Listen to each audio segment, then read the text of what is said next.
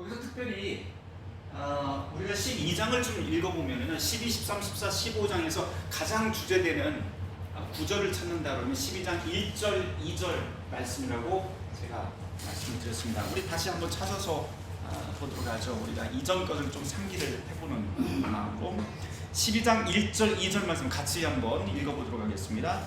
그러므로 형제들아, 내가 하나님의 모든 자비하심으로 너희를 권하노니 너희 몸을 하나님이 기뻐하시는 거룩한 산 제물로 드리라. 이는 너희가 드릴 영적 예배니라. 너희는 이 세대를 본받지 말고 오직 마음을 새롭게 함으로 변화를 받아 하나님의 선하시고 기뻐하시고 온전하신 뜻이 무엇인지 분별하도록 하라. 아멘. 이 12장 1절 2절 말씀이 기독교인의 삶의 원리, 준칙이라고 할 수 있는데요. 산 제물로 산다는 것 이미 말씀드렸다시피 우리가 사나 죽으나 자나 깨나 우리의 모든 일상이 하나님 앞에 서 있는 그런 모습으로 살아야 된다라는 것이 바로 이 12장 1절에서부터 시작하는 15장까지의 내용입니다. 그 내용이 이제 15장 21절까지 쭉 이어지죠. 그거를 이제 큰 주제로 포인트로 해서 쭉 읽어나가면 될 텐데요. 12장 3절에서부터 보면 이제 12장 3절에서부터 21절까지 맨 마지막 절까지 전체 내용은 교회 내에서 그리스도인들이 어떻게 살아야 될까, 그래서 가장 중요한 몇 가지 문제들을 이야기해요. 그래서 분량대로 살아라, 자기 자신을 부풀리지 말고 자기에게 주어진 그 직분대로 또는 주어진 그 달란트대로 그렇게 살아야 된다라고 하는 것을 이야기를 쭉 합니다. 그래서 바울이 너희가 은혜 받은 대로 그 은사대로 또 믿음의 분수대로 그렇게 살아야 된다. 그래서 직분에 대한 이야기를 쭉 하죠. 그러면서 형제를 사랑하고 서로 우애하고 존경하기를 서로 먼저 해야 된다 하면서 서로를 높여주는 삶이 교회 안에서 있어야 된다라고 합니다. 그것뿐만 아니고 소망 중에 기뻐하고 게으르지 말고 또 환난 중에 참으며 기도에 힘쓰고 성도들이 쓸 것을 공급하고 손 대접하기를, 나그네 대접하기를 즐거워하라 라고 하는 말씀 13절 말씀까지 이어지고요. 그 다음에 13절 말씀은 완전히 교회 안에서 성도들끼리의 이야기라고 한다면 이제 14절부터 21절까지 말씀은 교회 내에서 교회가 우리가 교회 공동체로서 바깥의 삶은 어떻게 살아야 될 것인가, 밖을 향한 이야기가 나오죠. 교회 안에서 박해하는 자가 있으면 우리가 교인으로 살아가는데 박해하는 자가 있으면 그 사람은 축복해야 된다, 뭐 이런 이야기부터 시작을 해서요. 특별히 여기서 보면 악을 악으로 갚지 말고 모든 사람 앞에서 선한 일을 도모하라 라고 하는 내용이 이제 17절 말씀에 나오고요. 18절 말씀에 할 수 있거든 모든 사람과 더불어서 화목해야 한다. 중요한 건 할 수 있거든요. 왜 사장은 할 수 없는 일이 너무 많아요. 근데 바울은 일단 할 수 있거든 너희가 모든 사람으로 더불어 화목해야 된다라고 일단 권면을 합니다. 그러면서 그 다음 19절을 보면 내 사랑하는 자들아 너희가 친히 원수를 갚지 말고, 친히 원수를 갚는다는 건 뭐예요? 너희 손으로 원수를 갚지 말아라 라고 하는 말이에요. 너희 개인적으로 원수를 갚지 말아라 라고 하는 뜻이죠. 그런 다음에 하나님의 진노하심에 너희들이 맡겨야 된다. 하나님께서 내가 갚겠다라고 말씀하셨으니 개인적으로 원수를 갚으려고 하지 말고 하나님의 손에 맡기는 일을 해야 된다. 그러면서 쭉 뭐라고 하냐면 21절 말씀에 악에게 치지 말고 선으로 악을 이기라 라고 그렇게 선언을 합니다. 그런 다음에 저희가 12장에서 13장으로 넘어가지 않고 곧바로 14장으로 지난주에 넘어갔었어요. 왜냐하면 13장 1절에서부터 7절까지 말씀이 중간에 딱 껴있는 게 굉장히 낯설어서 일단은 제가 이미적으로 좀 한번 해봤습니다. 그리고 오늘 이제 이 이야기 할 텐데요. 지난주에 또 14장 이야기를 또 간단하게 좀 설명을 하면 이것도 14장도 교회 내에서 문제죠. 근데 이 재밌는 내용은 뭐냐면 바울의 교회 내에, 이 로마 교회 내에 믿음이 강한 자와 약한 자가 있다라고 이렇게 설정을 해놓고 시작을 합니다. 근데 가만히 읽어보면 이 믿음이 강한 자와 연약한 자의 그 기준이 뭐냐면 먹는 거 문제예요. 먹는 문제를 가지고 이야기를 해요. 먹는 문제. 그러면서 쭉 읽어보면 14장 1절에 믿음이 연약한 자를 너희가 받되 그의 의견을 비판하지 말라. 그런데 이 믿음이 연약한 사람이 어떤 사람이냐면 2절 말씀이 나오는데요. 어떤 사람은 모든 것을 먹을 만한 믿음이 있고 믿음이 연약한 자는 채소만 먹느니라. 그러니까 믿음이 연약하다고 하는 사람은 뭐냐면 이 원문을 보면 상추만 먹는다 이렇게 돼 있어요. 그러니까 우리가 소위 채식주의자들을 이야기를 할 수가 있을 텐데요. 믿음이 연약한 자는 상추만 먹는 사람. 근데 왜 상추만 먹었을까? 가만히 생각을 해보면 이 유대인의 정결법에 몇 가지 규정들이 나오는데요. 정결한 것만 먹어야 된다 해서 부정한 것들, 특별히 고기. 유대인들이 생각할 때 유대인의 그 음식법에 보면, 음식 규례에 보면 특별히 로마 사람들이 그렇게 신전에다 바쳤던 그 고기라든지 이런 것들을 아주 뭐 강하게 금지를 합니다. 이방신에게 바쳐진 음식들, 제사 음식이라든지 이것을 강하게 금지를 하기 때문에 이 채소만 먹는다고 하는 사람들, 상추만 먹는 사람들 입장에서 믿음이 강하다고 하는 이 모든 것을 먹는 사람들은 어떻게 보였을까요? 모든 것을 먹는 사람, 다시 말해서 로마 신전에다 바쳐졌던 그 제사 음식 먹는 사람은 어떻게 보였을까요? 쓰레기로 배를 채우는 사람들이에요. 왜? 부정한 것을 먹는 사람들이잖아요. 그러니까 부정한 것을 먹는 사람들은 다른 말로 하자면 쓰레기로 배를 채우는 사람들이라고 그렇게 봤던 거예요. 이 교회 내에서 이 두 부류가 완전히 갈렸던 거예요.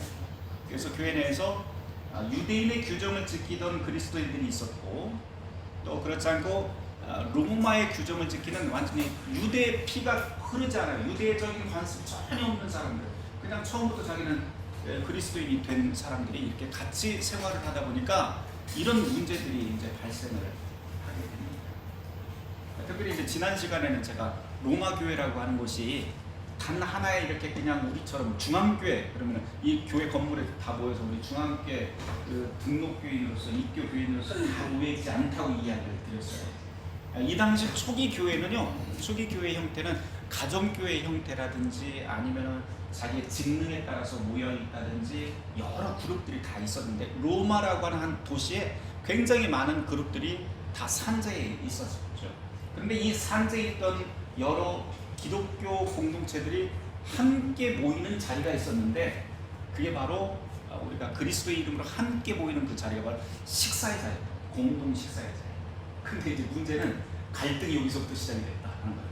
서로 다른 습관, 서로 다른 관습을 가지고 있었던 교우들이 딱 모이다 보니까 쟤는 쓰레기 먹네? 쟤는 왜 저것만 먹지 하면서 서로에게 손가락질하기 시작을 합니다. 그래서 이제 바울이 그것을 알고 그 이야기를 듣고 바로 믿음이 강한 사람과 믿음이 연약한 사람, 채소만 먹는 사람과 고기고 뭐고 다 먹는 사람, 요 두 부류를 놓고 이야기를 합니다. 그러면서 맨 마지막에 원칙이 뭐냐면 서로 비판하지 말고 서로를 받아들여야 된다. 그리고 특별히 믿음이 있는 사람들, 믿음이 있다고 하는 사람들은 뭐든지 할 수 있는 자유가 있는데 우리가 이제 복음을 받고 그리스도를 믿게 되면 자유가 생기지 않냐. 그래서 그 자유가 방종을 위한 자유가 아니다. 너의 이익을 위해서, 너의 유익을 위해서 사용할 자유가 아니다라고 하는 것을 이 바울이 이제 로마서 14장 하반절에 쭉 이야기를 해요. 그러면서 14장 21절에 보면 이런 말이 나와요. 고기도 먹지 아니하고 포도주도 마시지 아니하고 무엇이든지 내 형제로 거리끼게 하는 일을 아니함이 참으로 아름답다. 서로 먹는 거 가지고 그 마음 상하게 하지 말라고요. 고기 먹을 사람들은 그냥 따로 고기 먹어도 되는데 거리끼는 형제가 있다면 자기가 좀 절제하고 그런 모습들이 교회 안에서는 필요하다라고 합니다. 그런 다음에 22절 말씀에 내게 있는 믿음을 하나님 앞에서 스스로 가지고 있어야 됩니다. 그러니까 너의 믿음이 정말 강한 믿음, 무엇이든지 먹을 수 있는 믿음이라고 한다면 하나님 앞에서 그런 믿음 참 감사한 거니까 딱 갖고 있되 자기가 옳다 하는 그 바로 자기 자신을 정죄하지 말아야 됩니다. 그러니까 뭐 거리끼면서 하는 거, 누구 남 따라서 하는 거, 멋져 보여서 하는 거 그런 거 하지 말라는 이야기예요. 그 다음 23절 의심하고 먹는 자는 정죄되었나니. 그러니까 이 믿음이 없이 그냥 남들 따라서 하는 그런 행동들이에요. 말하자면 그러지 말라는 거죠. 믿음을 따라 하지 아니하는 것은 다 죄냐. 그런 다음에 이제 결론이 뭐냐면 15장 1절 2절 말씀인데요. 같이 한번 읽어보도록 하죠. 시작. 믿음이 강한 우리는 마땅히 믿음이 약한 자의 약점을 담당하고 자기를 기쁘게 하지 아니할 것이다. 우리 각 사람이 이웃을 기쁘게 하되 선을 이루고 덕을 세우도록 할지니라. 이게 원리죠. 말하자면 교회에 대해서 뭐예요? 믿음이 강하다고 하는 사람들, 바울도 거기에 속하는데요. 바울도 아무거나 다 먹었던 것 같아요. 다 먹었는데 그러면 다 먹을 줄 아는 사람들은 믿음이 연약한 사람, 상추만 먹는 사람들, 그 사람들 담당해야 된다. 그래서 제가 우리 아내 뭐 상추만 먹는다고 뭐라고 안 해요. 서로 담당하고 그렇습니다. 우리 각 사람이 이웃을 기쁘게 해야 된다. 서로의 처지에 대해서 늘 생각을 하고 그 사람들이 어떻게 그리스도 안에서 그 덕을 세울 수 있을지 우리의 자유를 거기다 사용해야 된다.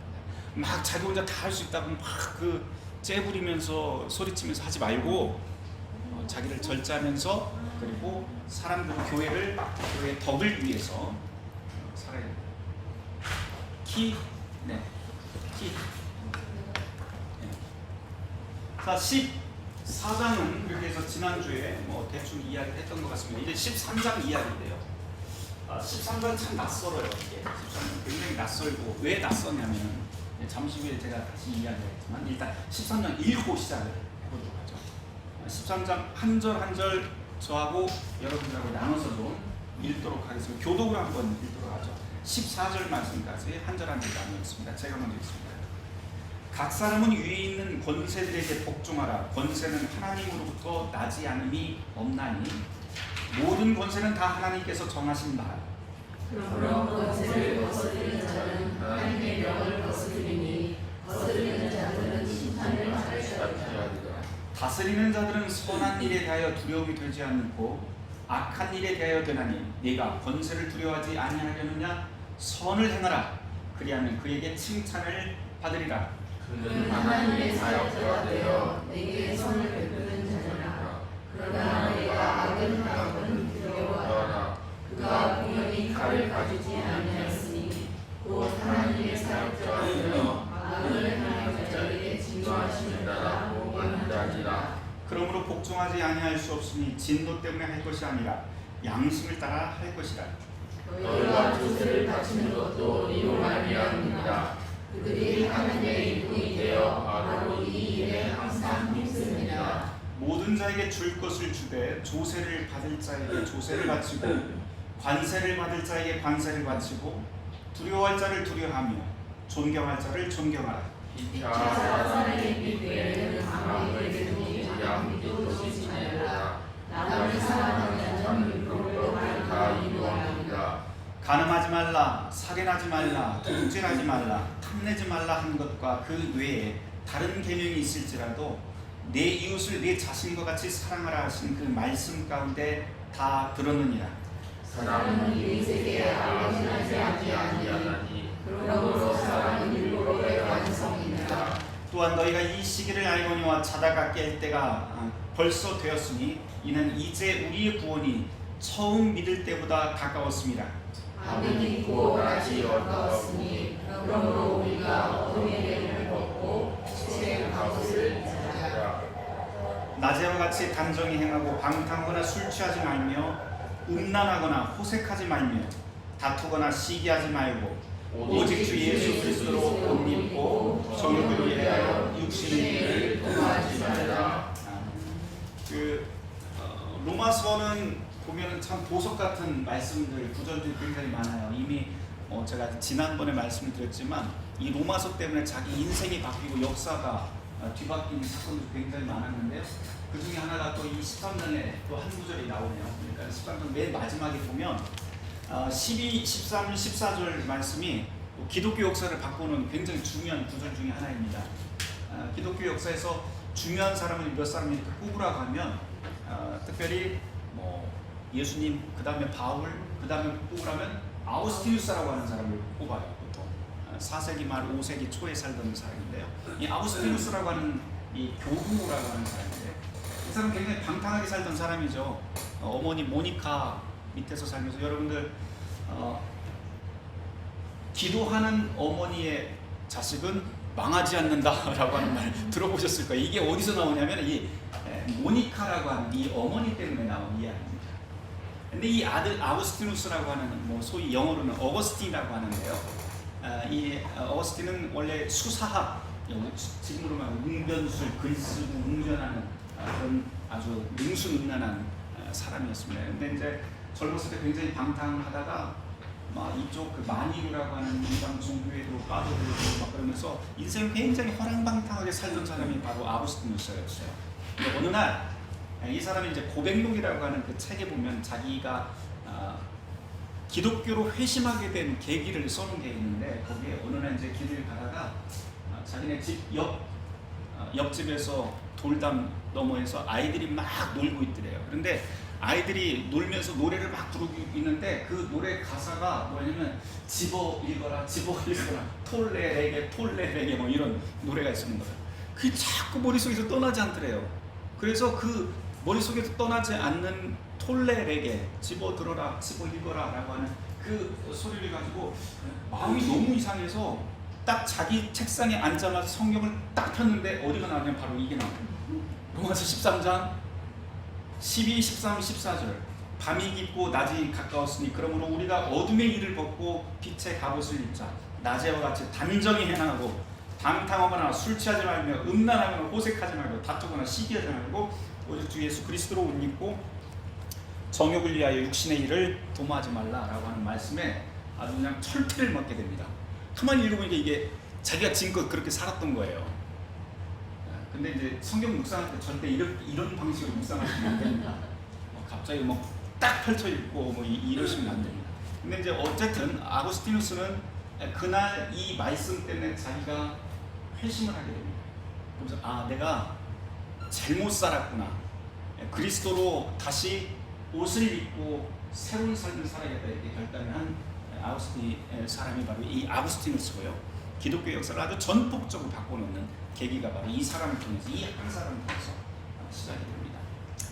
그런 내용이 이제 11절부터 14절까지 나오지만 그 위쪽으로 조금만 가보면 8절부터 쭉 이어지는 그 말씀은요 13장 1절에서부터 7절을 딱 빼버려도 12장에서부터 12장 21절에서부터 쭉 이어지는 게 전혀 무리가 없어요.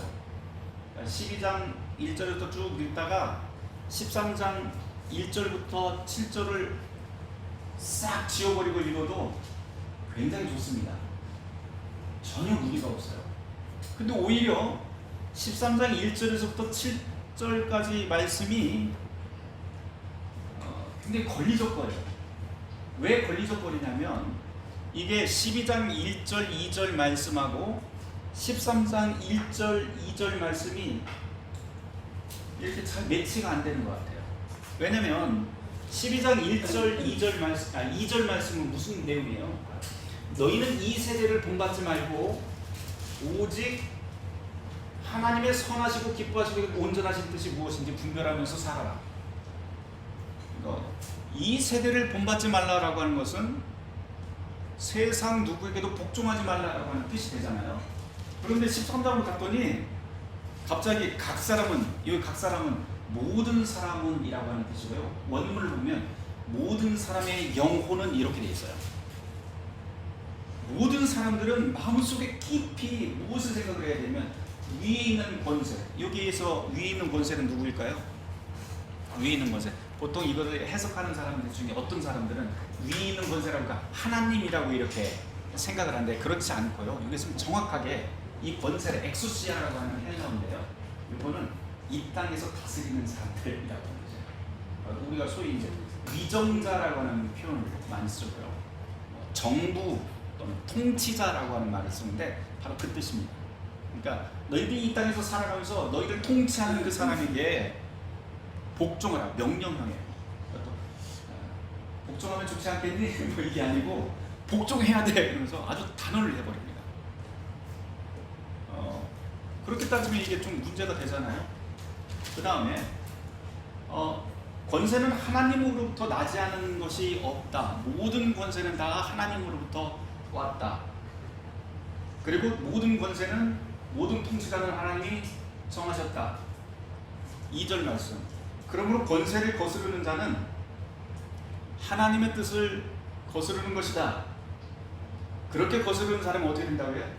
심판받게 된다. 무서운 말이죠. 여기까지 이 구절 때문에 문제들이 굉장히 많이 생깁니다. 예를 들어서 우리가 이런 질문을 할 수 있어. 악한 통치자가 나타났을 때 우리는 어떻게 해야 될까? 보통 이 구절을 가지고 문자적으로만 이야기를 한다면 다른 성경은 다 뒤집어 놓고 다 내려놓고 이것만 딱 들고 모든 권세는 다 하나님 앞에 하나님께 받았고 그리고 통치자는 하나님이 점지했으니 세상의 모든 권세에게 복종하는 것은 반드시 그렇게 해야 된다 라고 이야기를 보통 합니다. 보통 이 문자적으로 해석하는 사람들 또는 근본주의 신학자들이 그렇게 이야기를 합니다. 근데 그게 옳을까요? 여기서 또 우리의 질문거리가 시작이 됩니다. 미리 말씀을 드리자면 성경은 로마서만 있는 건 아니죠. 그렇죠? 성경은 로마서만 있지 않고요.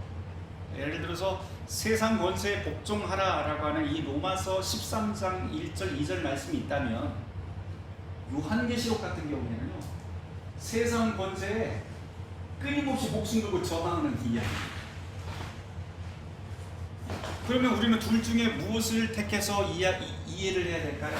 한쪽은 세상 권세에 복종하라고 하고 한쪽은 저항하라고 하고 세상 권세에 절대로 고개도 숙이지 말아야 된다. 그거는 사탄마귀 용이라고 하는 우리 뭐 동방에서는 우리 아시아 계통에서는 용 그러면 굉장히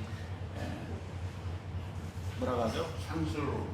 네, 상서로운 그런 신비한 동물, 복되고 목을 몰고는 그런 상징으로 이야기하는 서양에서 용 그러면 뭐예요? 마귀. 이거는 마귀예요. 그러니까 세상 권세는 마귀다라고 하는 것을 정확하게 요한계시록에서는 그렇게 이야기합니다. 세상을 멸망시키는. 그럼 우리는 둘 중에 로마서를 따를 것인지 아니면 요한계시록을 따를 것인지 문제가 생기잖아요, 그렇죠? 자, 그럼 우리는 어떻게 이해를 할 것인가? 라고 하는 겁니다. 로마서도 역시 모든 성경은 다 그 쓸 적에 배경이 있어요. 이것을 기록하는 사람들의 삶의 자리가 다 있습니다. 그거를 알면 우리가 조금 더 쉽게 이해를 할 수가 있는데요. 그거를 좀 보통 이 로마서 13장 1절에서 이 7절 말씀이 굉장히 어색하다고 해서 어떤 분들은 이거는 후대에 첨가된 것이다 라고 하는 분들 가지고 있는데 전혀 그런 증거는 없습니다. 오히려 우리가 이 배경을 조금 설명을 하고 이해를 한다면 바울이 왜 이런 것을 써야만 했는가 라고 하는 것을 충분히 이해할 수가 있어요. 일단 앞서 말씀드린 바와 같이 그리스도인의 삶의 원리는 로마서 12장 1절 2절에 나온 바와 같이 우리의 모든 일상이 하나님 앞에 드려지는 산 제물이 되어야 된다. 그거하고 그 다음에 세상 권세 또는 세상을 분별하면서 살아야 된다 라고 하는 원칙이 있습니다. 이게 이제 대원칙이에요. 대원칙. 그런 다음에 로마서 13장에서도 사실은 한 가지 우리한테 이제 먼저 이렇게 소개하는 열쇠가 있어요. 그건 뭐냐면 13장 1절 말씀을 보면 권세는 하나님으로부터 났다라고 하는 말이 나옵니다. 근데 문제는 앞서서 이야기했다시피 악한 권세기는 어떻게 할 것인가 라고 하는 거고요. 12장 조금만 거슬러 올라가 보도록 하죠.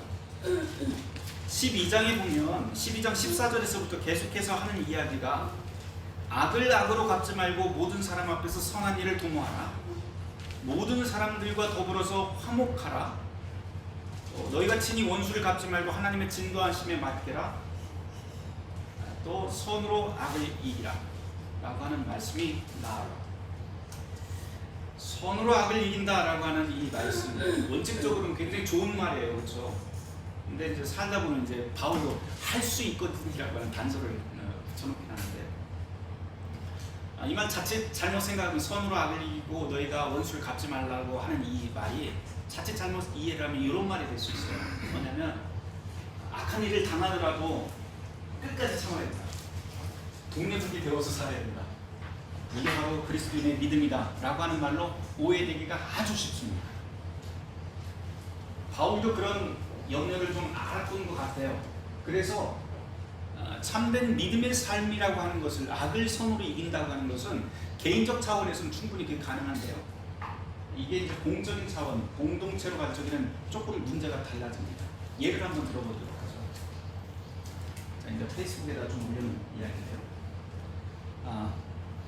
우리 집 옆집에 개똥이가 살아요. 개똥이가 사는데 우리 집에서 닭을 키우는데 개똥이가 와서 닭소리를 하다가 걸렸어요.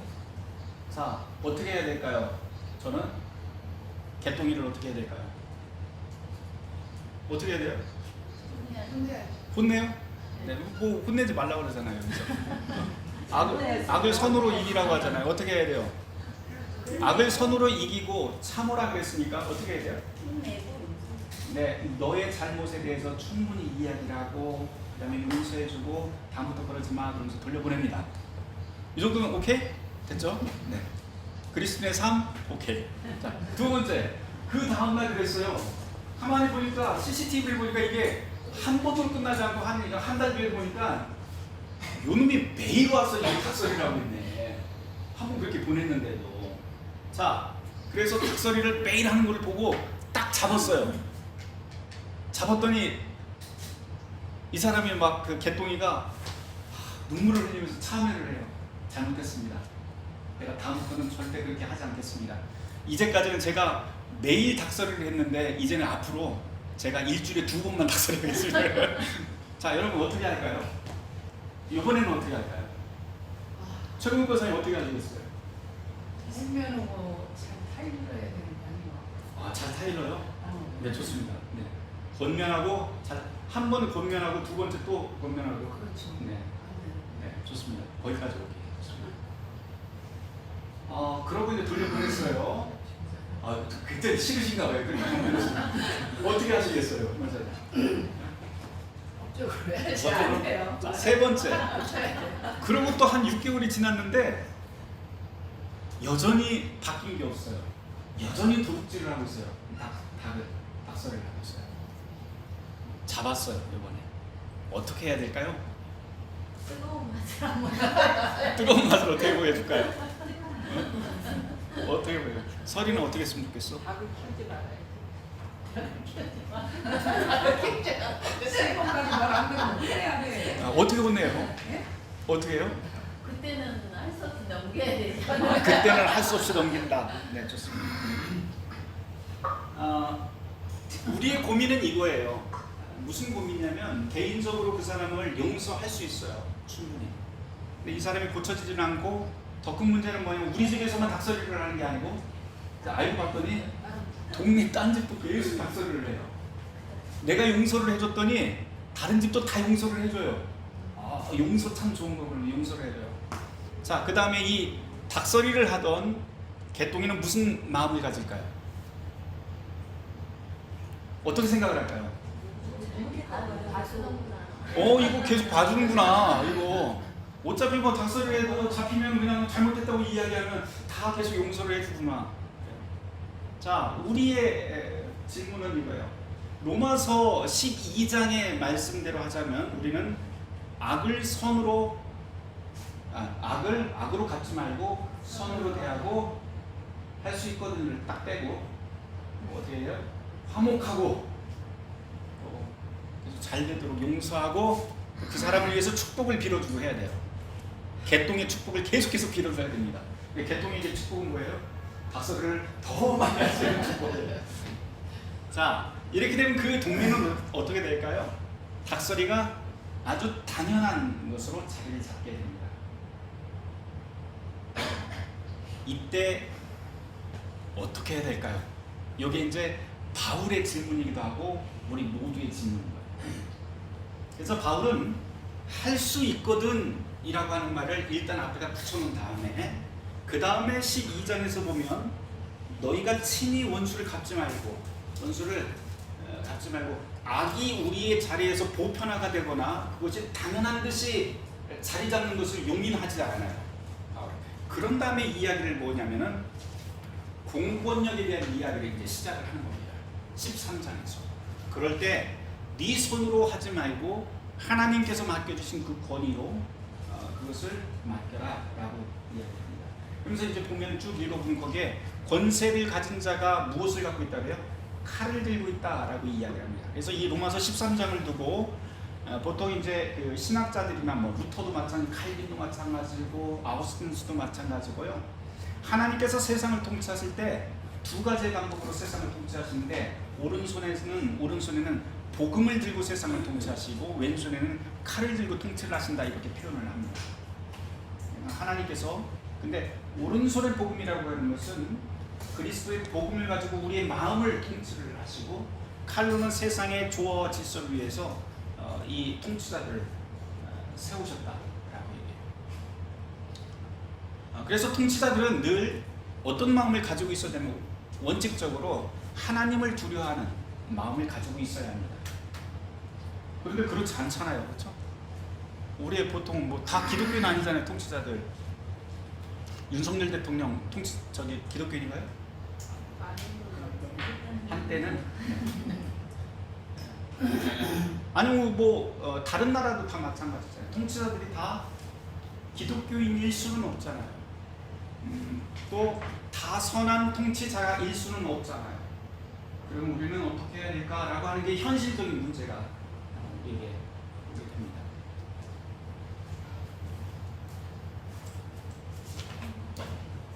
그러면 일단 뭐 그 저항권에 대한 이야기는 잠시 후에 조금 제가 하도록 하고요. 그럼 바울은 왜 하필 세상 권세에 복종하라고 이야기를 했을까라고 하는 말을 좀 해야 될 것 같아요. 바울이 이 바울 서신을 쓰게 된 시기가 서기 한 56년에서부터 58년 사이라고 보통 이야기를 합니다. 그때 그 로마의 통치자가 누구였냐면 우리가 아는 폭군 네로가 그 당시 통치자였어요. 네로라고 하는 사람 그 아주 특별한 사람이지 17살의 황제가 됩니다. 아버지하고는 상관없이 그 자기 전대 황제가 글라우디오 황제인데요. 이 글라우디오 황제가 독살당하게 돼요. 독살당해서 죽게 됩니다. 처음에는 독버섯을 먹었는데 죽지 않아요. 병들어요. 그러니까 주치의를 네로의 어머니가 주치의를 이렇게 매수를 해갖고 황제의 주치의를 매수를 해서 독살을 시켜서 그 다음에 자기 아들을 갖다가 황제로 세운 사람이 네로예요. 근데 이 어머니가 누구냐면 원래 그 글라우디오 황제 윗대에 있는 칼리큘라라고 하는 황제의 여동생입니다. 그러니까 이제 앙심을 품고 이제 그 위에 네로의 앞대에 있었던 황제를 죽인 다음에 자기 아들을 황제로 등극시켰는데 나중에 네로가 자기 어머니를 죽여요. 어머니를 아주 처참하게 죽여버립니다. 여하튼 아주 희대의 악녀로 꼽히는 사람이 바로 이 네로의 어머니인데요. 네로는 사실 우리가 알듯이 그런 폭군은 아니었습니다. 폭군은 아니었고요. 나중에 이제 후반부로 가서 이제 폭군이 되기는 하는데 지금 우리는 네로 그러면 다들 폭군으로만 알고 있지만 특별히 이제 기독교인들이 네로 그러면 굉장히 어마어마한 폭군으로 생각해요. 왜냐하면 서기 63년도에 무슨 일이 생기냐면 로마에 대화재가 일어나는데 그 대화재가 어디에서 일어났는지를 몰라요. 어떤 사람들은 그 네로가 정신병이 들어갔고 자기 이 로마 불타는 요거를 한번 보고 싶어서 불을 자기가 스스로 내놓고 나중에 그게 문제가 되니까 기독교인들한테 덤탱이를 씌워서 했다라고 하는 사람도 있고 아니면 근데 사실은 그 원인을 전혀 모릅니다. 이 로마의 대화재가 난 이유를.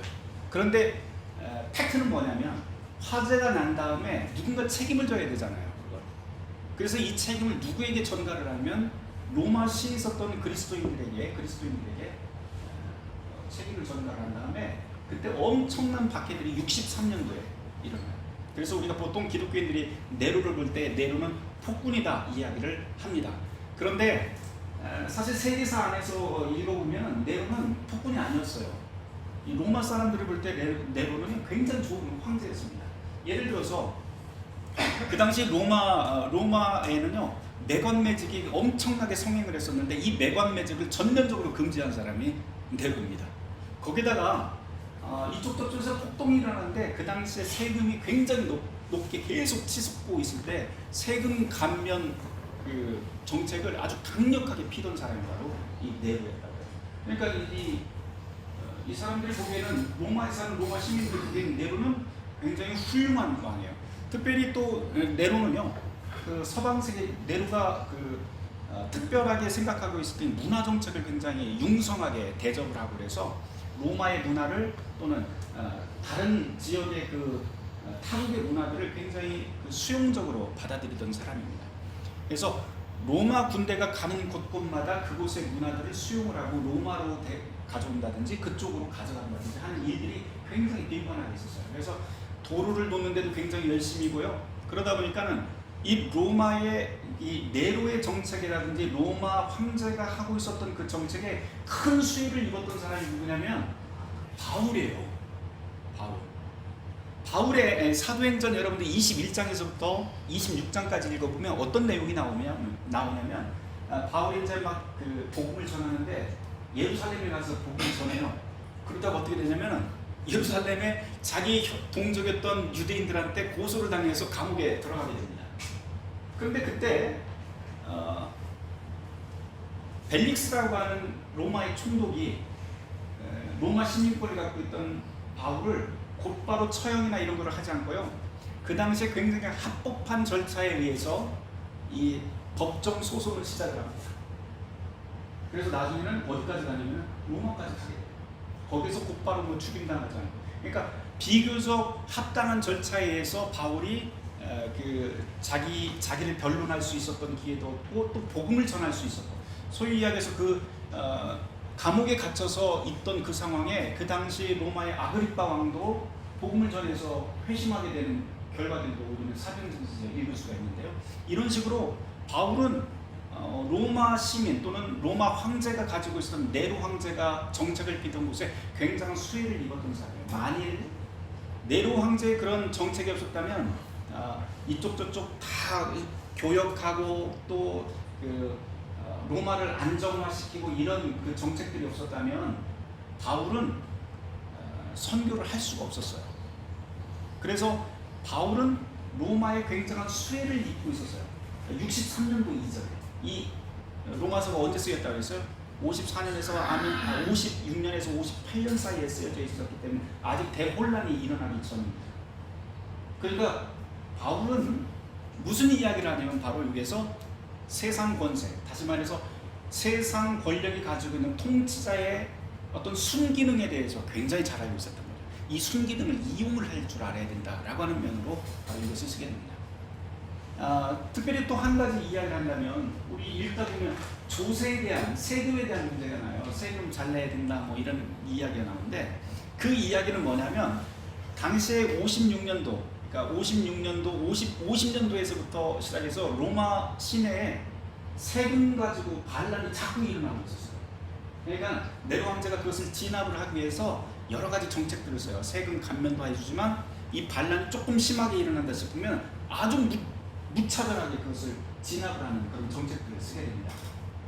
그걸 딱 보고 있으니까 이거 자칫 만약에 교회가 이제 시작을 했는데 로마에서는 이제 교회가 막 시작을 했잖아요. 완전히 뿌리를 내리지 못했고 아직 그 정치적인 어떤 힘도 없고 아무런 영향력이 없었어요. 그냥 단순히 그 로마 시내에 있는 유대인들의 게토라고, 유대인들 모여 살던 곳을 게토라고 하는데요. 이 게토의 교회가 딱 세워지고 이제 유대인하고 로마 사람들이 들어와서 점점 이제 교회가 뿌리를 내리기 시작하는 단계예요. 뿌리가 살짝 내리기 시작하는 단계인데 여기서 만일 이 교회가 세금 가지고 막 이야기를 하고 그러면 어떻게 되겠어요? 반란에 들어가 버리면 어떻게 되겠어요? 단칼에 이거는 뿌리채 뽑히게 생긴 거예요. 그래서 바울은 여기에서 로마서 13장에서 세상 권세에 복종해야 된다. 그리고 조세 바칠 거는 바치고 존경할 사람 존경해야 되고 해야 된다고 하는 이야기예요. 목표는 뭐예요? 교회가 뿌리를 내려야 되니까. 그리고 임시적인 거였죠. 또 한 가지는 이 당시에 한 50년대 어간에 뭐 이미 계속해서 이제 여러분에게 이야기를 했지만 로마 교회는요 로마 교회가 처음에 이제 사도행전 2장에 보면 성령 강림 사건으로 해서 베드로의 설교를 통해서 아주 폭발적으로 그 성령 세례를 받은 다음에 로마에 가서 회당을 중심으로 해서 로마 교회가 막 세워집니다. 자기네들 체험 신앙으로 로마 교회가 세워졌어요. 그런데 이 로마 교회가 세워졌을 때 그 구성원들은 유대인도 있고 그 다음에 로마 사람들도 있었던 거죠. 그러니까 한쪽에서는 로마 관습을 이야기를 하는 사람도 있고 한쪽에서는 로마 관습을 모르는 사람. 아까 14장에서 보면 믿음이 강한 사람과 약한 사람, 음식 규정 하나 가지고도 서로 이제 다툼거리가 생길 만한 소지를 가지고 있었던 사람들이 교회에 모이게 됩니다. 그때 이제 교회가 점점점 뿌리를 내리는데 아직은 색깔이 분명하지 않아요. 그러다 보니까 여기에 어떤 사람들이 들어오기 시작을 하냐면 유대인 가운데서도 소위 이야기하는 열혈당이라고 하는 사람들이 이제 들어오기 시작을 합니다. 이 열혈당은 어떤 사람이냐, 우리로 말하면 독립투사들이에요. 독립투사들이 지금 이스라엘이 아직 식민지 치하이잖아요. 그러니까 이 우리가 독립을 해야 된다라고 하는 일념을 가지고, 우리는 하나님의 선민이기 때문에 독립하는 게 모든 것에 다 초점이 됩니다. 그러니까 유대인들과 그 헬라인들이 모이는 이 교회 공동체 안에 들어와서 계속해서 우리가 독립해야 된다 이 이야기를 계속해요. 그러면서 거기서 논쟁거리가 생기게 되는데 어떤 논쟁이 생기냐면 우리의 메시아는 누구인가, 그리스도는 누구인가 라고 하는 논쟁거리가 생기게 됩니다. 우리의 그리스도. 한쪽에서는 십자가에 달리신 예수 그리스도가 우리의 메시아다 라고 이야기하고, 한쪽에서는 그 당시에 크리스토라고 하는 이름을 가지고 있었던 실제 열혈당 인물이 있었대요. 실제 인물. 이 사람이 우리의 구원자이다 라고 하는 것이 이 유대교 회당 안에서 막 이게 싸움이 벌어지기 시작을 합니다. 싸움이 얼마나 커졌는지 49년도에 글라디우스 황제가 유대인들을 추방을 해버려요. 로마에서. 니네들 시끄럽게 하지 마. 다 추방을 해서, 그때 쫓겨났던 사람이 누구냐면은 대표적인 게 16장에 보면 브리스가와 아굴라라고 하는 사람이 거기서 쫓겨난 거예요, 말하자면. 그랬다가 54년도에 네로가 글라우디오 황제를 독살한 다음에 어머니가 독살하고 그 17살이 딱 되잖아요. 54년도에 네로가 와서 앞전 황제하고는 다른 정책을 펴야 되잖아요. 그래서 다 복귀령을 내립니다. 그래서 다시 들어오는 거예요. 그러다 보니까 지금 이전에 그런 여러 가지 문제들, 뭐 세금 문제라든지 반란의 문제라든지 또 유대인 회당 안에서의 유대인끼리의 분쟁이라든지 뭐 이런 것들이 굉장히 많았는데, 그런 많은 문제들에서 바울이 생각했던 건 이 로마라고 하는 이방 땅에서 교회가 뿌리를 내려야지, 이게 이제 목표였어요. 그 다음에 또 한 가지는 자기의 경험상 세상 권세는 네로라고 하는 이 황제를 잘만 이용을 하면 복음이 더 빨리 뿌리도 내리고 열매도 맺고 더 선교제가 확장이 될 거라고 판단을 했던 게 바로 이겁니다.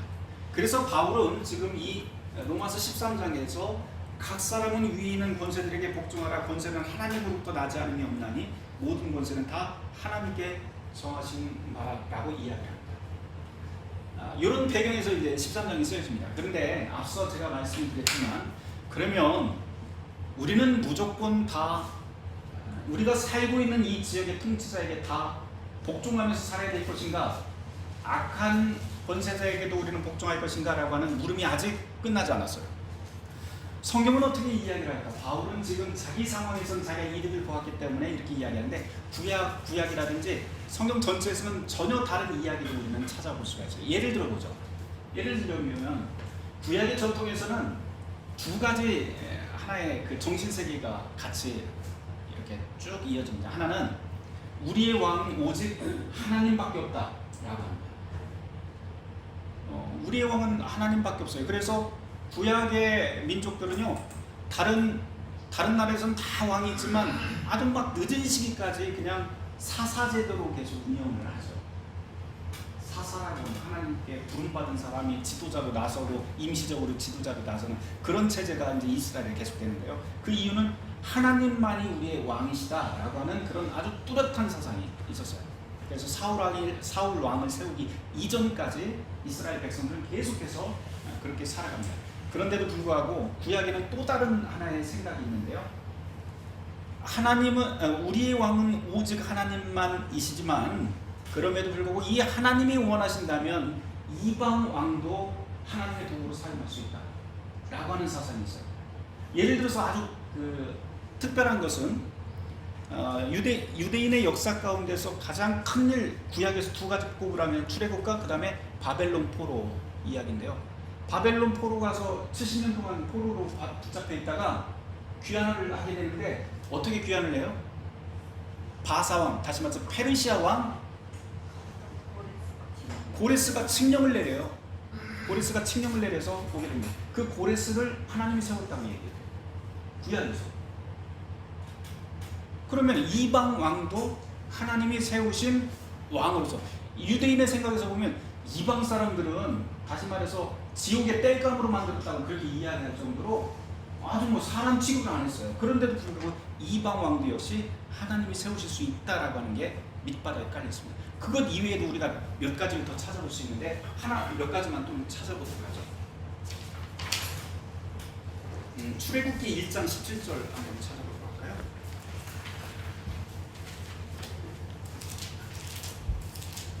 출애굽기 1장 17절입니다. 누가 한번 읽어보시겠어요? 그러나 성파들이 하나님을 두려워하여 왕의 명을 어기고 남자를 살린지라. 네. 자, 이게 무슨 얘기예요? 출애굽기 1장 17절 말씀의 이 배경은 지금 모세가 태어난 다음에 태어날 때 그 배경이에요. 히브리 산파들이 원래는 애굽에 있었던 모든 히브리 남자애들 다 죽여라 라고 했는데 이 히브리 산파들이 애굽 왕의 말을 듣지 않고 어떻게 해요? 하나님을 두려워해서 왕의 명령을 어기고 남자아기를 살려요. 다시 말해서 왕을 악하다고 판단한 거죠. 하나님의 뜻에 벗어났다고 판단한 거예요.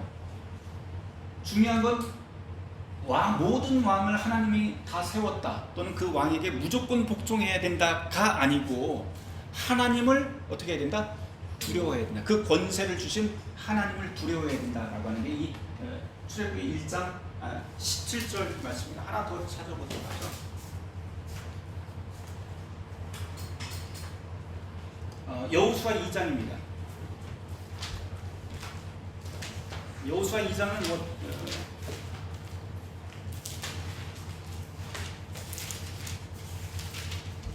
여리고성에 정탐꾼을 보내는 이야기인데요. 여기 이제 기생 라합 이야기가 나와요. 기생 라합 입장에서 하나님을 믿는다고 했잖아요. 기생 라합은 여리고 사람이에요. 그러면은 누구를 따라야 돼요? 세상 권세에게 복종하라고 했으니 누구를 따라야 돼요? 이 라합은 여리고 왕을 따라야 돼요. 근데 여리고 왕을 따르지 않고 누구를 따라요? 지금 정탐꾼들한테 여리고를 들어갈 수 있도록 메신저 역할을 해요. 그럼 왕을 배신한 거잖아요. 그렇게 따지면 로마서 13장에 있는 내용으로 이렇게 기준으로 삼는다면 라합은 절대로 옳은 일을 한 게 아니에요. 그런데도 불구하고 우리는 구원의 역사 가운데서 이 라합이 옳은 일을 한 의인이라고 이렇게 히브리서에서는 그렇게 판단을 하게 됩니다. 다른 거 하나 더 찾아보도록 하죠. 신약으로는 그럼 예수님은 어떻게 했을까? 요한복음 19장 11절입니다. 네, 요한복음 19장 11절. 예수님께서 빌라도 법정에 서게 됩니다. 빌라도가 10절 말씀에 이런 이야기를 해요. 빌라도가 이르되 내게 말하지 아니하냐 내가 너를 놓을 고난도 있고, 놓을 고난이 있다고 하는 것은 로마서 13장의 이야기를 하면 뭐예요? 세상 모든 것에는 하나님께서 나에게 주신 그 권세니까 내가 너를 죽일 수도 있고 놓을 수도 있는 고난이 당연히 있어, 정당하게 있어. 그런 말이 될 수 있어요. 고난도 있고 십자가에 못 박을 고난도 있는 줄 네가 알지 못하느냐. 11절 말씀 같이 읽어보도록 해요. 11절 시작. 예수께서 대답하시되 위에서 주지 아니하셨다면 나를 해할 고난이 없으니 그러므로 나를 내게 넘겨준 자의 죄는 없다. 예수님의 이야기 대로 하자면 지금 예수님의 통치자는 누구예요? 이 땅의 통치자는 누구예요? 빌라도가 통치자니까 빌라도 말을 따라야 돼요. 근데 빌라도 말을 따라요, 안 따라요? 안 따라요. 그래서 예수님은 뭐라고 하냐면 빌라도 위에 있는 그분 누구예요? 하나님이에요. 하나님을 두려워하고 하나님이 더 힘이 있다. 그러니까 통치자를 바라보면서 그 통치자가 맨 마지막 목표가 아니고 우리 그리스도인들이 바라봐야 될 건 이 통치자를 통해서 하나님께서 분명히 일하셔. 그러나 악한 일을 할 때, 옳지 못한 일을 할 때 이런 것들도 우리는 판단해야 된다는 거예요. 성경 전체를 본다. 그래서 통치자를 세우신 그 하나님의 뜻, 그 하나님의 뜻을 우리는 늘 되새기면서 살아야 된다라고 하는 거죠. 통치자들에게는 그 우리 로마서 13장에서 이야기한 바대로 성경 전체의 그런 맥락에서 보면 하나님께서는 그들에게 세상의 악을 제어하고 그리고 조화와 질서를 위해서 칼을 주셨다고 이야기합니다. 그런데도 불구하고 그것이 그들의 그 일들이 정말 악하고 악이라고 하는 현실이 우리 안에서 그냥 편만하게 그냥 자리 잡을 정도라고 한다면 당연히 우리는 거기에 저항해야 된다라고 그렇게 이야기를 할 수가 있어요. 그게 하나님의 뜻이 아니기 때문에. 중요한 것은 출애굽기 1장 17절 말씀 그대로 산파들이 했던 그것이 원리가 되는데요. 하나님을 두려워하는 것. 우리가 누구를 보더라도 우리의 그 권세 있는 자들을 볼 적에 늘 하나님을 두려워하는 마음으로 우리가 서 있어야 된다. 부터 이야기하고 끝내려고 해요. 보통 이제 루터 교회가 아닌 다른 그 교단에서 또는 다른 교단에서 루터를 이야기할 때 루터는 세상 마음 또는 세속 정부에 너무 많은 권한을 부여를 했고 거기에 빌붙어서 살았던 사람이다. 영주들 옆에 붙어서 살았던 사람이다 라고 그렇게 이야기를 합니다. 그런데 굉장히 왜곡된 이야기야. 루터는 바울이 이야기했듯이 영주들에게는 순기능을 굉장히 이야기를 많이 하지만 심지어는 영주들한테 무슨 이야기야?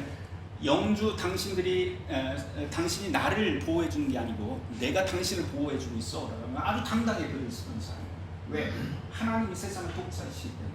그러면서 이제 루터가 이 정치에 대한 이야기를 세상 권세에 대한 이야기를 중요한 글을 몇 가지를 써놨는데 그 중에 하나가 이제 1520년도에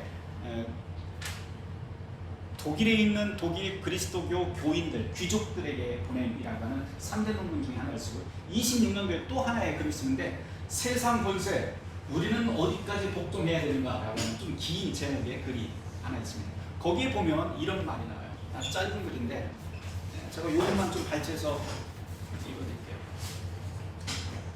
이게 이제 우리 이제 로마서 13장하고 관련되어 있는 내용이라 그거 그 한 단락을 제가 발췌했습니다.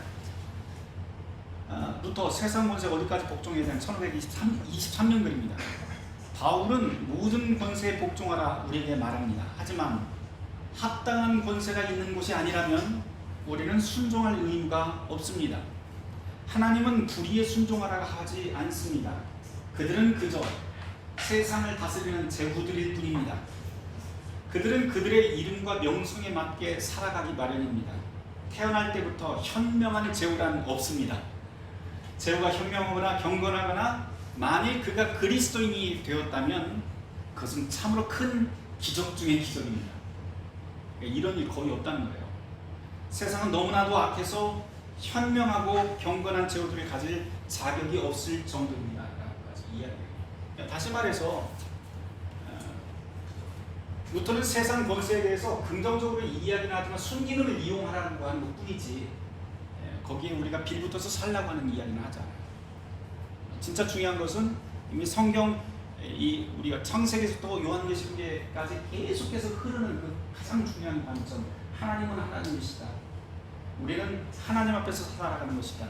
그리고 하나님이 우리의 모든 것을 가지고 계신 그분이다. 로마서 9장에서부터 11장까지 이야기로 한다면 하나님의 주권이라고 하는 말로 했습니다. 하나님이 택하실 자는 택하시고 버리실 자는 버리실 그런 권세를 주님께서 가지고 계시다. 그런 중요한 것은 우리가 믿는 그 하나님은 바로 오직 긍휼하심으로 우리를 이끌어내시는 사랑의 하나님. 그게 바로 우리가 믿는 하나님이다라고 하는 것이 이 로마서에서 이야기하는 맥락입니다. 그래서 로마서 13장에서 보면 13장 8절에서부터 보면 이런 이야기가 있죠. 피차 사랑의 빛 외에는 아무에게든지 아무 빛도 지지 말라. 남을 사랑하는 자는 율법을 다 이루었느니라. 하나님을 본받는 삶이라고 하는 거예요. 로마서 9장에서부터 계속해서 긍휼, 자비, 사랑에 대해서 계속 이야기를 했고요.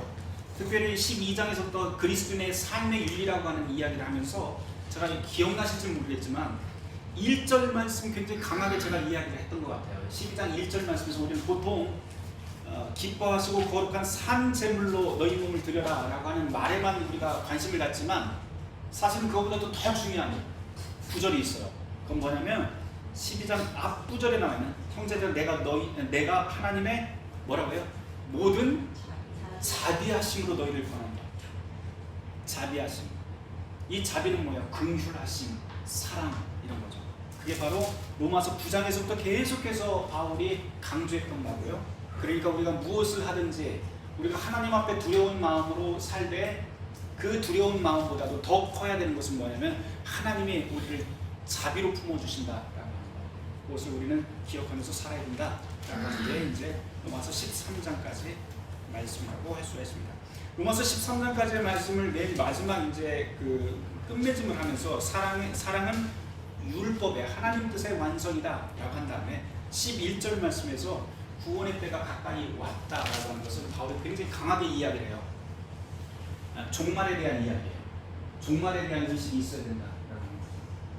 제가 아내랑 이제 등산을 가면요, 이렇게 막 가다가 한참 막 힘들 때 그래요. 다 왔어. 조금만 가면 돼. 그러면 우리 아내가 또 시작이야 그래요. 왜요? 아내는 끝이 어딘지 몰라요. 근데 저는 끝이 어딘지 알아요. 그걸. 아니까 조금만 힘내면 갈 수 있다고 못하는데 아내는 아직 그 끝을 본 적도 없고 알지도 못하고 그냥 저만 따라서 오고 저에 대한 신뢰도 별로 없어요. 그러다 보니까 또 저 소리 내면서 굉장히 힘들어요. 우리가 신앙생활을 한다는 것도 마찬가지인데요. 뭐냐면 지금 바울이 계속해서 이 종말에 대한 이야기를 끝판에서 우리의 삶에 대한 이야기를 끝판에서 하는 이유가 뭐냐면 바울은 종말은 반드시 온다. 그 종말이 바로 자비하신 하나님께서 우리를 구원해 주시는 구원의 때다라고 하는 것을 이야기합니다. 그러면서 우리가 이 시기를 갈 때 힘들다고 지치고 낭망하지 말고 인내하면서 곧 오는 그 시기 하나님 우리를 구원해 주시는 그 약속을 굳게 붙잡고 갈 때 우리는 우리의 일상이 정말로 참으로 기쁘고 건강하고 힘낼 수 있는 그런 삶이 될 수 있다라고 하는 것을 바울은 이 로마서 13장 막판에서 우리에게 말씀을 합니다. 다음 주에 제가 15장과 16장을 한꺼번에 마무리를 하려고 합니다.